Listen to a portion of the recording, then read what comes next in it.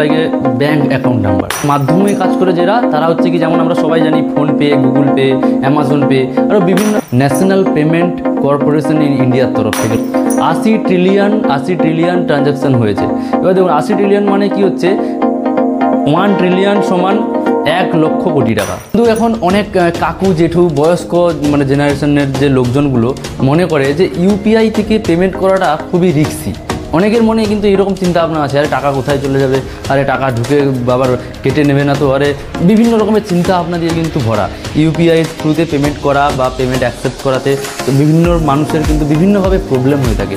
তো বেশিরভাগ সন্দেহজনক ব্যাপারটা হচ্ছে এটাই যে টাকা আমার কোথায় চলে যাবে বা এটা সিকিওর কিনা।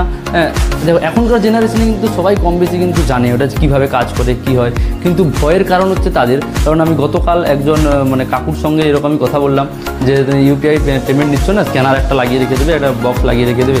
না বাবু আমরা চালাতে জানি না, কোথায় টাকা চলে যাবে কী হবে। আর সবথেকে বেশি সন্দেহজনক একটা ব্যাপার হয়ে যাচ্ছে কি যে মানে ওটা আসলে কতটা সিকিওর। মানুষের চিন্তা ভাবনা হচ্ছে এটাই যে ওটা আসলে কতটা সিকিওর।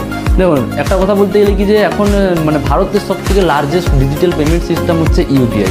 তো ইউপিআই লঞ্চ করা হয়েছিল 2016 সালে 11ই এপ্রিল।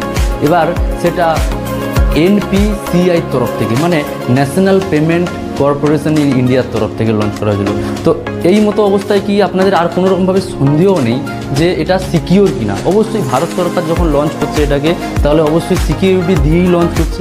এবার ব্যাপার আছে কি যে মানুষের মধ্যে চিন্তা ভাবনা থাকতেই পারে যে কেন তাহলে এরকম মোবাইলের মাধ্যমে সব মানে সময় এগুলো করছে। মানুষ হয়তো কীভাবে যে আস্তে আস্তে ডিজিটাল প্রসেস উঠতে আসছে, তো সেই কারণে এই সব প্রসেসগুলো উঠতে আসছে। কিন্তু প্রবলেমটা কোথায় হচ্ছে যে মানুষের কাছে এখন সত্যি কথা বলতে গেলে কি সময় কম আছে প্রচণ্ড। দুটো জিনিসের সেভ করার জন্যই কিন্তু এই প্রসেস চালু করা হয়েছিল। এক হচ্ছে কি মানুষের সময় বাঁচানো, আর দুই হচ্ছে পেপার বাঁচানোর জন্য। এটা শুনতে অনেকটা ছোটো লাগলেও কী হবে, এটা ঘটনাটা কিন্তু অনেক একটু ডিপ থেকে যদি আপনিও ভাবেন তাহলে অনেকটা বড়ই লাগবে। কিন্তু সারাদিনে আগে আমরা পেমেন্ট কিভাবে করতাম, কারোর কাছে যে টাকা উইথড্র করার সময় ব্যাংকে যেতাম, চেক দিতাম, চেক ভরতাম, তুলতাম, বা ব্যাংকের কোনো পোর্টালে গিয়ে আপনার ব্যাংকের অ্যাক্সেস দেওয়ার পরে আপনি ট্রানজ্যাকশন করতে পারতেন, ট্রান্সফার করতে পারতেন। কিন্তু এখন সেটা ডিজিটালি হয়ে গেছে, আপনার সময়ও বাঁচবে এবং আপনার কাগজও মানে অনেক। কিন্তু এবার কথাটা আসছে যে ইউপিআই সিস্টেম কাজ কিভাবে করে। দেখুন আপনাদের বোঝার সুবিধার্থের জন্য বলি, ইউপিআই যে অ্যাড্রেস, ইউপিআই অ্যাড্রেসটা just like a bank account number, ঠিক আছে? আপনাদের যেমন আপনারা ব্যাঙ্ক অ্যাকাউন্টের সঙ্গে যেভাবে করতেন সেরকম ধরে নিন যে এটা ইউপিআই আইডি।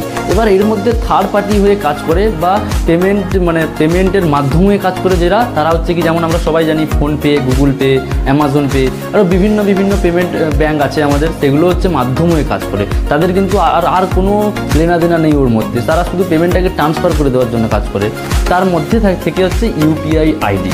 এবার দেখুন আমাদের মনে অনেকেরও তবু সন্দেহ থেকে যেতে পারে যে ইউপিআই আইডি মানে কতজন মানুষ ট্রানজ্যাকশান করে, কতজন কীভাবে ট্রানজ্যাকশান হয় এটাতে।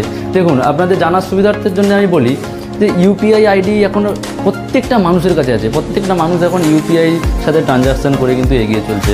2024 সালে একটা আর্টিকেলে আমরা দেখেছি যে ইউপিআইয়ের মাধ্যমে টোটাল 2024-এ এখন পর্যন্ত 80 ট্রিলিয়ন ট্রানজ্যাকশন হয়েছে। এবার দেখুন 80 ট্রিলিয়ন মানে কি হচ্ছে 1 ট্রিলিয়ন সমান 1 লক্ষ কোটি টাকা। তো ওখানে যদি আপনি হিসাব করে দেখেন তাহলে 80 লক্ষ কোটি টাকা এই কয়েকটা মাসে ট্রানজ্যাকশন হয়েছে। আপনি মানে আইডিয়া লাগাতে পারেন এখানে যে কতটা পরিমাণে ইউপিআইকে বিশ্বাস করা হয়, ইউপিআইতে বিশ্বাস করে ট্রানজ্যাকশন করা হয়। দেখুন যাদের মনে এইরকম চিন্তাভাবনাগুলো থাকে যে টাকাগুলো কোথায় চলে যাবে, কী হয়ে যাবে, তো অবশ্যই এটা একটা ইউপিআই আইডি মতলব কী হয় মানে যেটাকে আমরা বলি ভার্চুয়াল পেমেন্ট সিস্টেম, যে ওই সিস্টেমের মধ্যে ধরুন আপনার একটা নাম্বার ভুল হয়ে গেল তো পেমেন্টটা অন্য জায়গায় চলে যাবে। এইটার ভয় আপনার মধ্যে থাকতে পারে। যদি আপনি ভেবে থাকেন যে এটা সিকিওর কিনা, হ্যাঁ এটা টাকা ঠিক জায়গায় মানে আমার অ্যাকাউন্টে ঢুকবে কিনা, তো এইরকম যদি অবস্থায় আপনি থাকেন তাহলে নিঃসন্দেহে আপনি ইউপিআই আইডি ব্যবহার করে এগিয়ে যেতে পারেন। আর যারা প্রচণ্ড ভয় করেন তাদের উদ্দেশ্যে বলবো যে একটুখানি শিখে নেওয়ার পরে আপনাদের কাজটাও কিন্তু অনেক সহজ সরলভাবে এগিয়ে যেতে থাকবে। পুরানো দিনে অনেক সময় লাগতো, ব্যাংকে যেতে হতো, সেই সময় থেকে উঠে এসে এখন ইউপিআই আইডি ব্যবহার করুন।